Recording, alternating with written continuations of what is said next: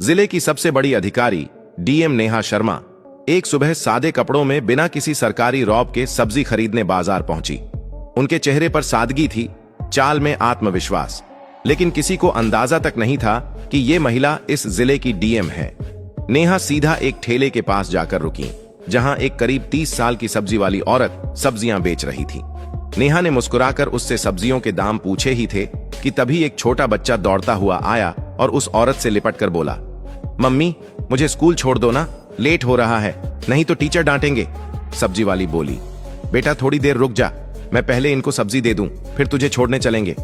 बच्चा जिद करता रहा, नहीं मम्मी अभी चलो ना प्लीज, बहुत देर हो गई है। यह सब देखकर डीएम नेहा शर्मा का दिल पसीज गया।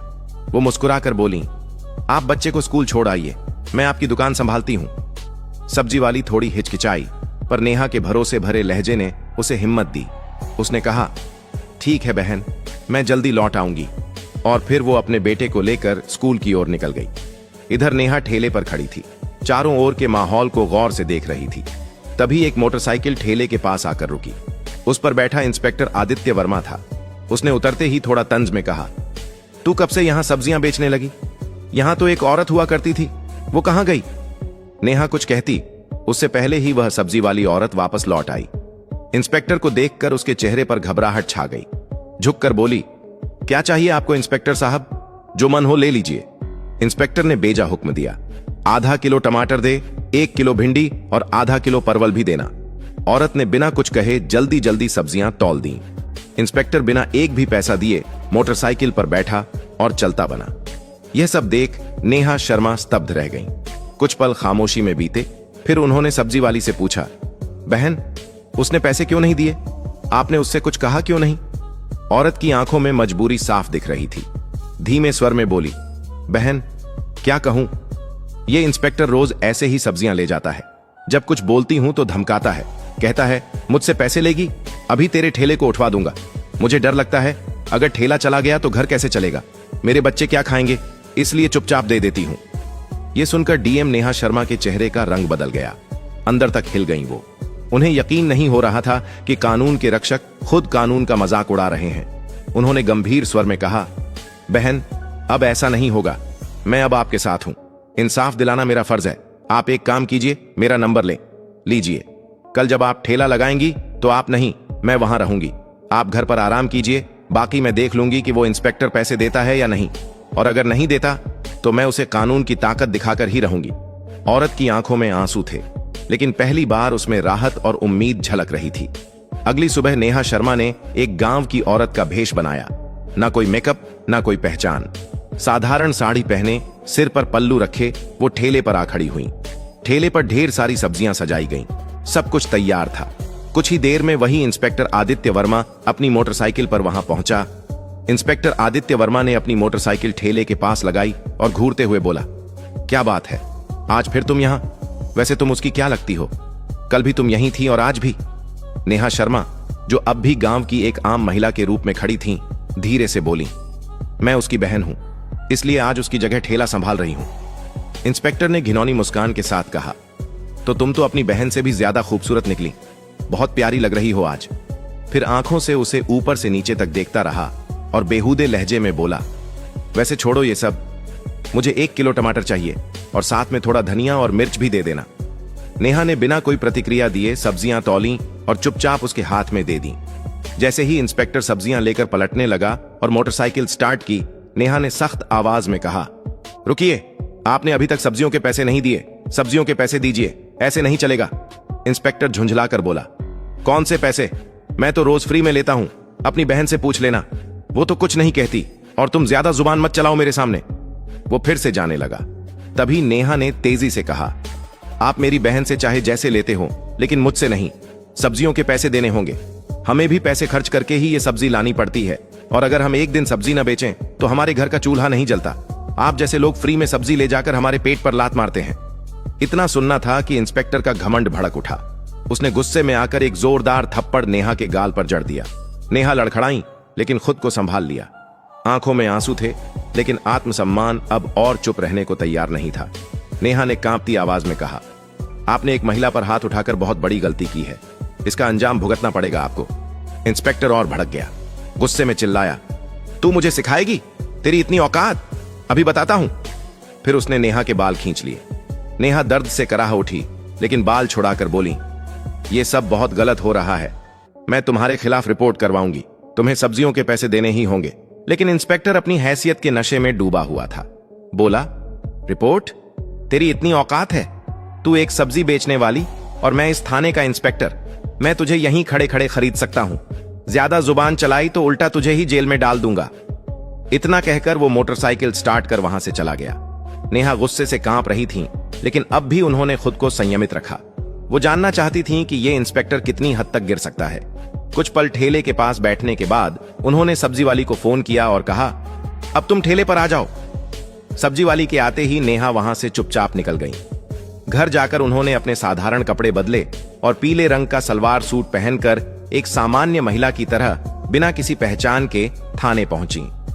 थाने में पहुंचते ही उन्होंने देखा कि इंस्पेक्टर आदित्य वर्मा वहां मौजूद नहीं था। एक हवलदार डेस्क पर बैठा था। नेहा ने सीधा उससे पूछा, मुझे रिपोर्ट दर्ज करानी है।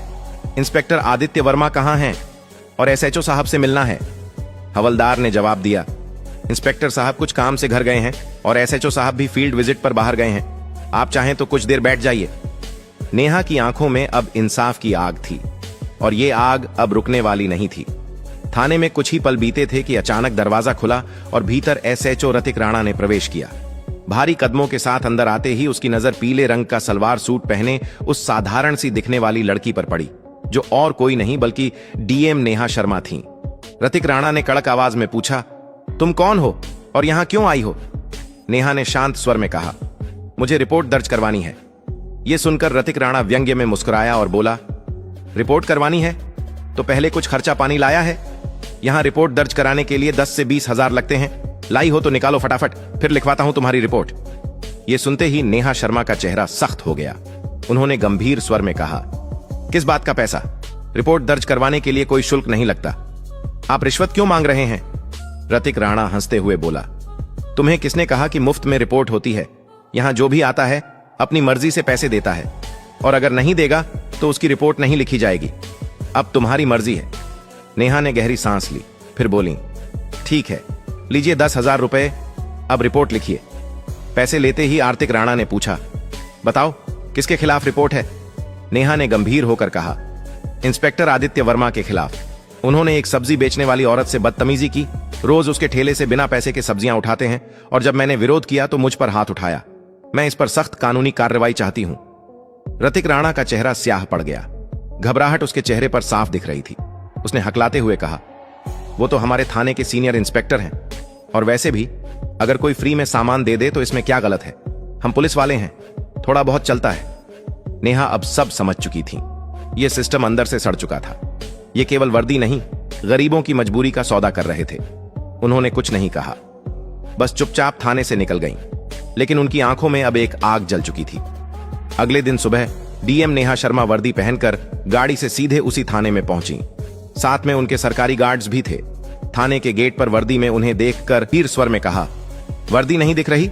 मैं हूं इस जिले की डीएम नेहा शर्मा और मैं अब सब जान चुकी हूं कि इस थाने में किस तरह गरीबों को धमकाया जाता है, उनसे पैसे ऐंठे जाते हैं और कानून के नाम पर अत्याचार किया जाता है। दोनों के पांव तले जमीन खिसक गई। घबराहट में उनकी आवाज कांपने लगी। मैडम, ये क्या कह रही हैं आप? अगर आप वाकई डीएम हैं तो हमें कोई आईडी दिखाइए। नेहा ने बिना एक शब्द कहे अपने बैग से सरकारी पहचान पत्र निकाला और आर्तिक राणा के सामने रख दिया। आईडी देखकर रतिक राणा के हाथ कांपने लगे। उसके चेहरे से सारा रंग उड़ गया। तुरंत हाथ जोड़ते हुए नीचे झुक गया। माफ कर दीजिए मैडम, मुझे नहीं पता था कि आप डीएम मैडम हैं। मुझसे बहुत बड़ी गलती हो गई। पीछे खड़ा इंस्पेक्टर आदित्य वर्मा भी अब तक घबराया हुआ था। वह भी हाथ जोड़कर बोला, मैडम जी माफ कर दीजिए, जो हुआ गलती में हुआ, आगे से कभी नहीं होगा। दोनों अधिकारी अब शर्मिंदगी में सिर झुकाए खड़े थे। लेकिन डीएम नेहा शर्मा की आवाज में अब कोई नरमी नहीं थी। उन्होंने कठोर स्वर में कहा, आज से तुम दोनों सस्पेंड हो। वर्दी पहनकर तुमने क्या किया है उसका हिसाब अब कानून करेगा। इस जिले में अब गरीबों का अपमान नहीं होगा, ना ही वर्दी की आड़ में लूटपाट। फिर उन्होंने पीछे खड़े स्टाफ को निर्देश दिया, इन दोनों को तत्काल प्रभाव से निलंबित किया जाए और इनके खिलाफ विभागीय जांच शुरू हो। पूरा थाना अब खामोश था। डीएम नेहा शर्मा ने एक बार फिर साबित कर दिया था कि वर्दी सिर्फ ताकत नहीं, जिम्मेदारी का प्रतीक होती है। डीएम नेहा शर्मा ने इतना कहकर वो आगे बढ़ने लगी, लेकिन तभी इंस्पेक्टर आदित्य वर्मा और एसएचओ रतिक राणा दोनों उनके पैरों में गिर गए। आंखों में पश्चाताप और चेहरे पर शर्म साफ झलक रही थी। मैडम, आप बिल्कुल सही कह रही हैं, हम वाकई माफी के लायक नहीं, रतिक राणा बोला। लेकिन एक आखिरी मौका दीजिए, हम सच में बदल जाएंगे। आज के बाद किसी गरीब को नहीं सताएंगे, किसी से फालतू पैसे नहीं लेंगे और हर फरियादी की इज्जत करेंगे। आदित्य वर्मा ने भी सिर झुकाकर कहा, हमें माफ कर दीजिए मैडम, वादा करते हैं कि दोबारा ऐसी गलती नहीं होगी, और अगर हो भी गई तो आप हमें सस्पेंड नहीं, सीधे जेल भेज देना। नेहा शर्मा कुछ देर चुप रहीं। उनकी आंखें दोनों की नम आंखों और डरे हुए चेहरे पर टिक गईं।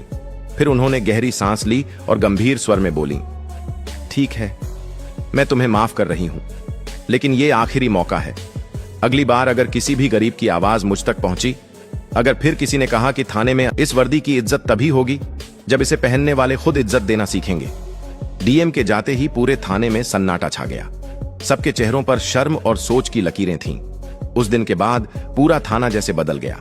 अब न कोई रिश्वत लेता था, न किसी गरीब की आवाज दबाई जाती थी। हर फरियादी की बात सुनी जाती, रिपोर्ट बिना पैसों के दर्ज होती और सड़क से बाजार तक हर जगह पुलिस लोगों की मदद करती नजर आने लगी। सब्जी वाली औरत भी अपने ठेले पर मुस्कान के साथ बैठती थी, क्योंकि अब उसे किसी का डर नहीं था। ये कहानी हमें सिखाती है कि हिम्मत और ईमानदारी से बड़ी कोई ताकत नहीं होती। अगर किसी पद पर बैठा व्यक्ति अन्याय करता है तो उसकी वर्दी नहीं, उसके कर्म बोलते हैं। और जब सच बोलने वाला उठ खड़ा होता है तो पूरा सिस्टम बदल